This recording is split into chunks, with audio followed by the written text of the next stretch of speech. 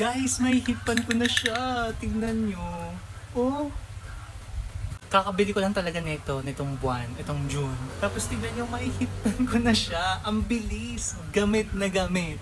Kasi naman guys, tingnan nyo. Oh, lakas maka-flash ng shade na to.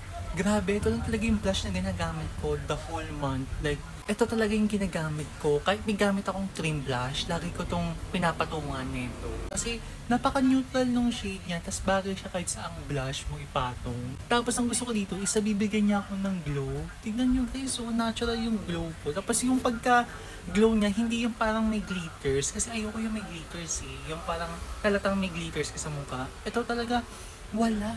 Look. Tignan nyo guys, maglalagay ulit ako ba? Okay na yung blush ko, pero hindi siya yung OA pag nag-apply ka ulit. Yung parang namumuo, tapos yung parang ang OA na, ito hindi. Para ka lang kinurot sa pisngi, tapos alam mo parang namumula-mula ka, o kaya parang naarawang ka. Ganun yung atake nito. This is in the shade Golden Hour.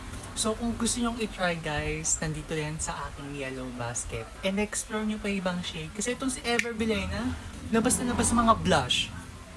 Tapos yung mga nilalabas niyang blush, hindi lang yung blush na blush lang.